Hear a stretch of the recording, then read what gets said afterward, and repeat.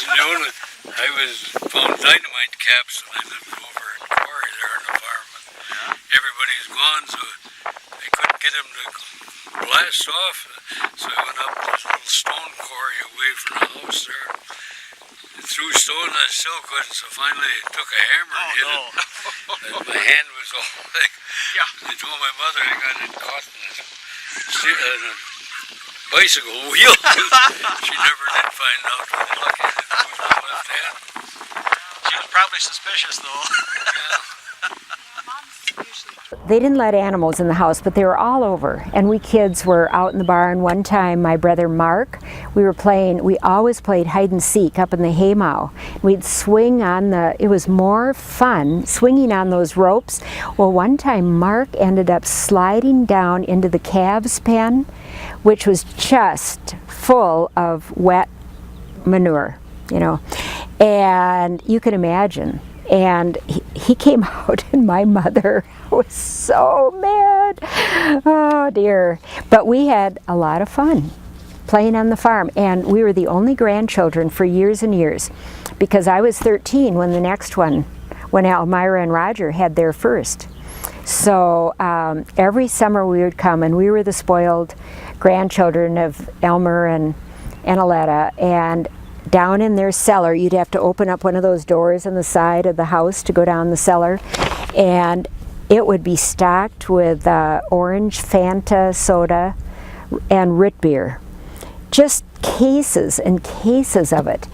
And they'd buy us, Just for you? The four of us kids. And there again, my mother was such a stickler on dental health, and she was a home ec major, and so we ate something, of course, protein and vegetables every single day. Evening for dinner, we had some dark leafy, a light green, and a yellow or orange vegetable. We had all the food groups. She fed us, and then to have candy and pop. That was, but my dad said 2 weeks out of the year probably won't kill them. Yeah. Our dad took us ice skating.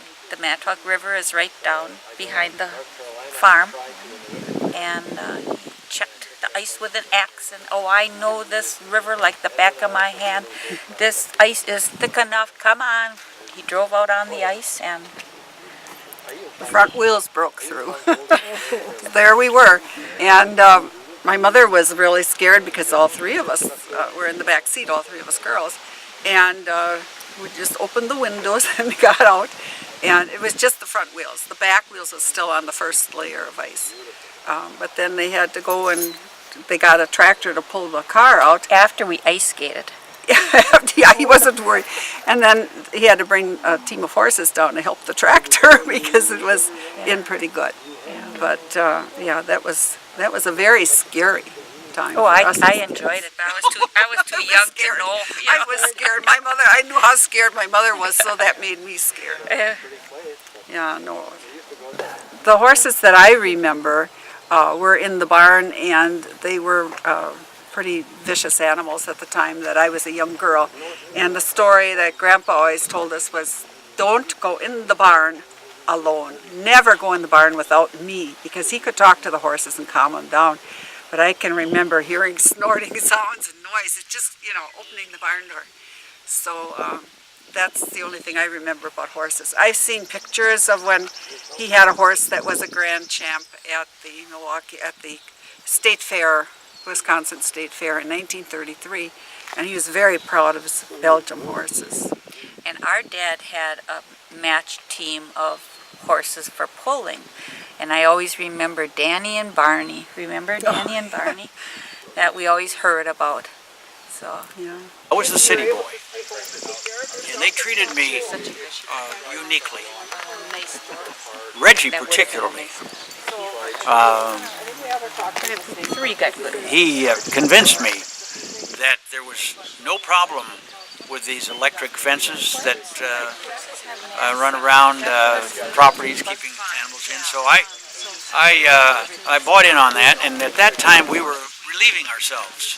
And I was convinced that You were going to the time, you were going to the I bathroom. was, yes, I was relieving myself. And so after Reggie prompted me, and probably Ronnie too, I said, okay, I'll try it. And I did, and I got one heck of a shock. That was a trick. This is a jolting experience. Now, this same Reggie who had become a pastor yeah. did that kind of joke telling, or He was great, great man. But then talking about the railroad track down there and stuff, we used to go down in the spring of the year and we'd crawl on the understructure. Yeah. In our bellies, and we'd shoot carp. Carp hunting. And they'd flip over and we'd take forks and stuff and pull them in when he got close to shore. Yeah. And give them away. A lot of people like to smoke them. Uh-huh. We didn't just let them go. We'd give them My away. dad used to talk about jumping off the trestles into the water. Oh. It used to be a swimming hole down there. It wasn't deep enough to do that And now. Yeah, there's still Well, carp in there. whenever the time was right, but they used to swim the river. And my uncle Otto Nelson, it used to be they'd have races on the river in the winter, and he was one of the fastest ice racers. Another funny story was making butter. He and Aunt Jenny, he always blames Aunt Jenny for everything. He never did anything. But they were in the basement churning butter, and they had a barrel churn where you just crank it. And they were in a hurry to get somewhere, so Aunt Jenny opened up to see how far the butter was. And she didn't close the lid properly, and so Dad started cranking, and the butter went out on the floor in the basement. So they gathered up as much as they could, put it back in the churn, finished churning it, and then when Grandpa was working the way out of the butter, he found all these little things in there. He didn't know what it was. Then he finally realized it was dirt from the floor, and I guess Dad got it pretty bad for that one. But I can tell you more stories, but most of them come from Gilman. Especially, but my mother's brother used to come and stay with us some winters, and he and I were always going around doing something. Well, one time I remember I'd gone to the basement to get an apple, or a couple apples, one for me and one for Roy, and came upstairs, and instead of handing it to him, I threw it at him, and he ducked and went out the window. And this was at night before Christmas, and that was Broke the window. oh well, and a storm. So that wasn't good around our place for me for a while. I remember going over to the Torrison farm.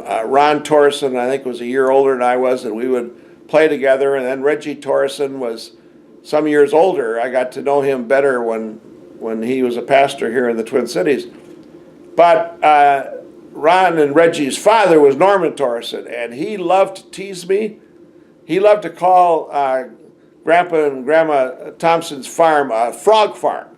Oh, you are on a frog farm. You're raising frogs there. And I got so irate. He just would never let up about a frog farm. And of course, then when we had threshing season, there were all kinds of frogs down there that these guys were coming across under the grain. So there was some truth in it maybe. But I thought that was the greatest insult I'd ever heard. And I would try to defend it. Then I'd say, no, you have a frog farm. No, I have a frog farm. And so Norman Torrison was this jokester. And I knew at the time we were related in two different ways. We were related through Grandma Letta's side, and we were also related through the Thompson side somehow. And so there was this close connection. But I'll never forget Norman Torrison and the frog farm.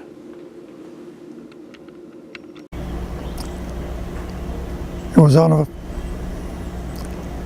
essentially an 80-acre farm.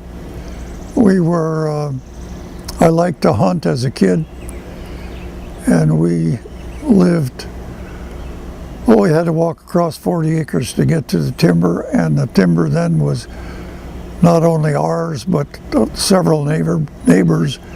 There's a chunk of solid timber about 2 miles by 2 miles, so there was lots of room for a kid to hunt.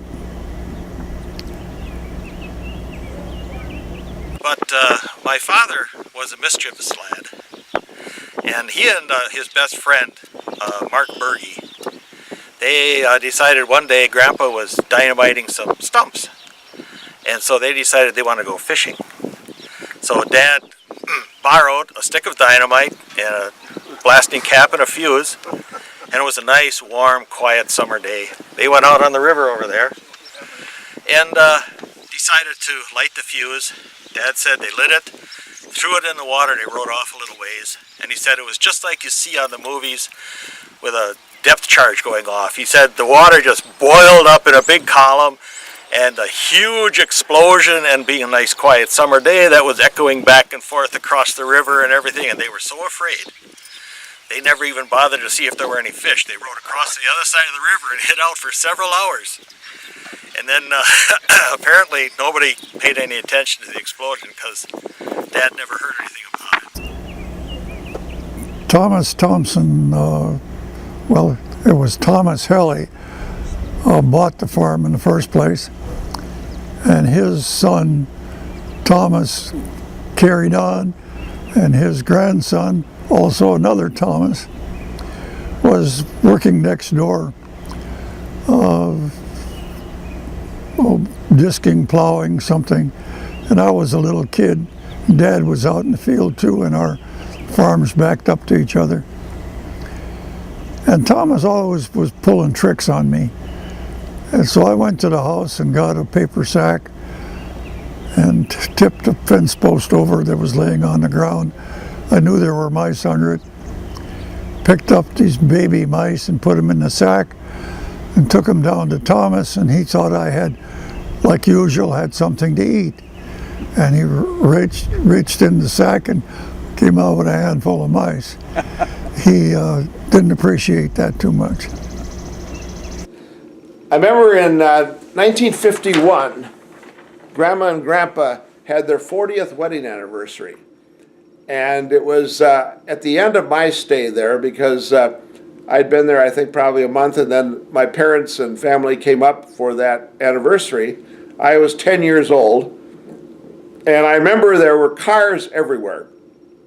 All of the relatives came from far and wide for this all-day celebration of the anniversary. And I remember Grandpa and all the men sitting out in chairs on the yard. It was a beautiful day, and the kids and second cousins were there, and I decided I would show off a little bit. I jumped in the pig pen, and there was a new whatever you call them, batch of piglets.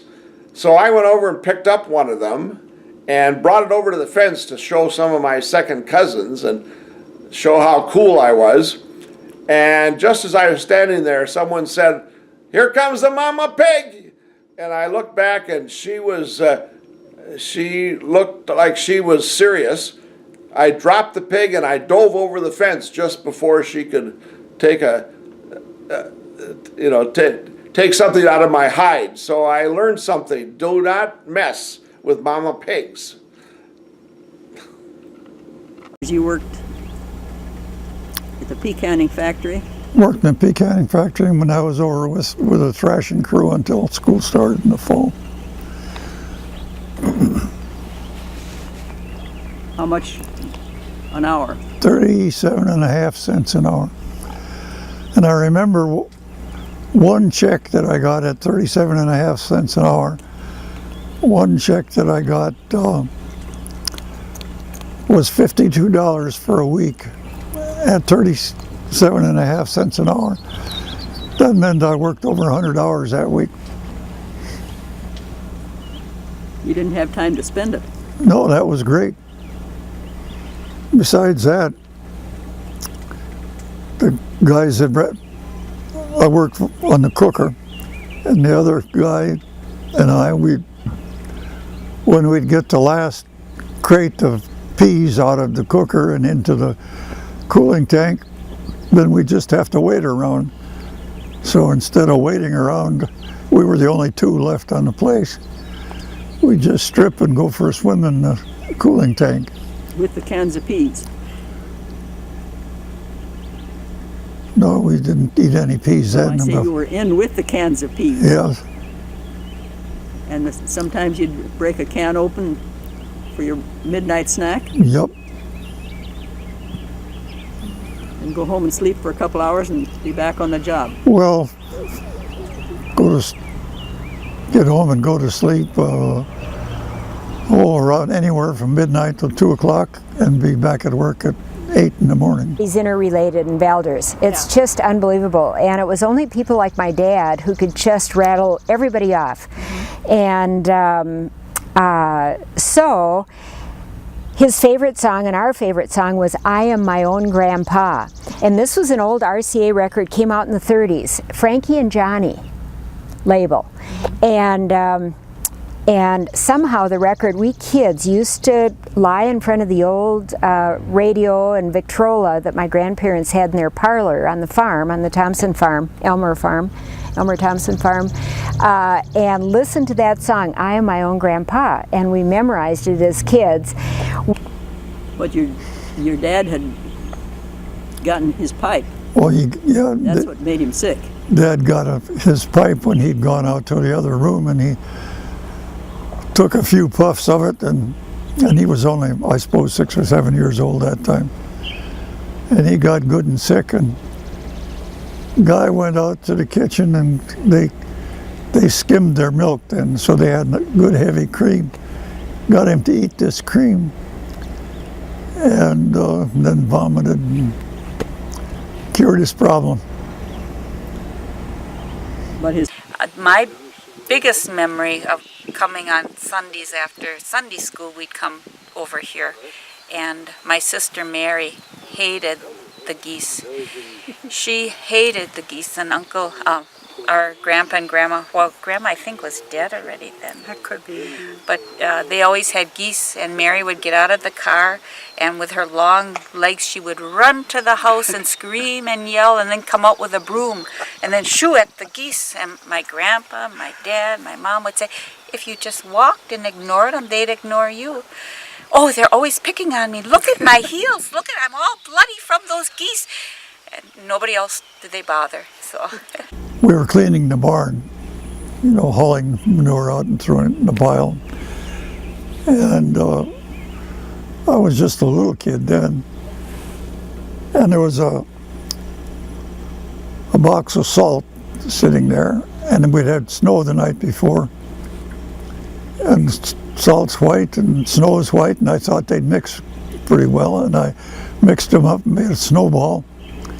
And Roy came along, and I threw this snowball at him. It hit him in the head and fell on the concrete floor and didn't even break. And he took after me, and I went out the door that went to the manure pile. And I got up on top of that, and he caught me. And then, like I said, there was 2 or 3 inches of new snow. Well, he washed my face in this snow, except he dug a little too deep. And I got washed with a mixture of white and brown. And I didn't appreciate that. My mother didn't either. you didn't do it again. No, I never did it again. But Well, my dad used to also do trapping. And he said one day he was out trapping, I forgot what he had gone for. But apparently it was a groundhog or something. And he had the trap, and it caught something, and so he went to get it out, and it was a skunk. And he didn't want that skunk to come out of the hole and get him, so he poured water on it. It went back in the hole. And then I think he did that 3 or 4 times before he finally got a stick or something to kill the skunk and get it out of the trap. Yeah, he and Mark Berge, they were adventurous Mark lived right boys. over across the field over here. Yeah, they were adventurous lads. They had a lot of fun together, I guess. Well, here we are down right on the one side of the barn, and we used to climb up that silo. Well, I should say my brother, Merv, would climb way up to the top, and I would be much farther down, and my sister as well. We were scared stiff because you had to climb those, hold on to those wires going around, and that was a little scary for me. I know Mervyn Thompson and I were not the same age, but relatively close, that we got together at his uncle, or his grandfather's place, Elmer Thompson, during the harvest season. And I would drive, or he would drive Elmer's team of horses, and I would drive George Thompson's team of horses to haul the bundles from the field to the threshing machine and stuff like that. So we got to be good friends in that. We ate green apples until we had stomach aches, and just had a lot of good fun with it. And once in a while we'd try to race a little bit with the horses, and one time it didn't work out so good. I made it through a gate, and Mervyn and his team didn't quite make it. They took out a few fence posts along the way. And of course his grandpa just kind of said, well, you have to fix fence in the morning. Didn't make any big deal about it. But, I had kids who would come and play, or I'd go and play with them, and I think John and David Thompson were the most common playmates I had, and sometimes we'd go over to their farm and explore, and then sometimes they'd come to Grandpa's and Grandma's farm. Remember one time they came over to Grandpa and Grandma's farm, and we decided to walk back to their place, and the quickest way to do that was to walk on the railroad tracks. And on the railroad tracks there were bridges that over, I think, water, but anyway, we had to go across a couple of bridges, and I got scared that the train would come when we were on the bridge, and there wasn't a lot of place to go if the train came. So we hurried across the bridge to make sure that no train would show up as we're walking across the bridge. One of the things we did is we went through this place of quarry. I'd heard about a quarry ever since I was very young. My dad said he went to school there, and it was, you know, people who were from Valders knew all about quarry, and I don't think there was anything left when I was there. I know there was a farm right where quarry was. I think the name was Matt Ryderson was the one who owned the farm, and we'd pick up milk there, I think. And so anyway, we walked through quarry on this on the tracks, and then went along the tracks until we could get off and run over to John and David Thompson's house and farm. One story I remember is I was down here and this rooster came to visit me. Now my brother told about this same rooster that might have been eaten that night for a chicken dinner. But this rooster was bothering me, and I was probably 8, 9 years old, or maybe 7 or 6. And I got so mad that I reached down and picked up a rock. And Ron, what do you think I did with it? probably threw it at the rooster. I threw it at the rooster, and the rooster was over here someplace, close to the chicken coop, and I missed, and I broke one of those windows right in that chicken coop. And I was sitting here, or standing here, thinking about what I had done, and knew that my grandpa would be upset because I had broken this window. And I was thinking, now if I walked to Valders and bought some glass, brought it out here and installed, I mean, I don't know what I was thinking, but I had all these thoughts, and all of a sudden there was a hand, a large, giant hand on my shoulder, and my grandpa gave me the only spanking that I ever got on this farm at that time. And he was just not happy with me at all. But then later my brother told about this rooster that was bothering him, and that night chicken dinner, so maybe it was the same rooster that met its fate.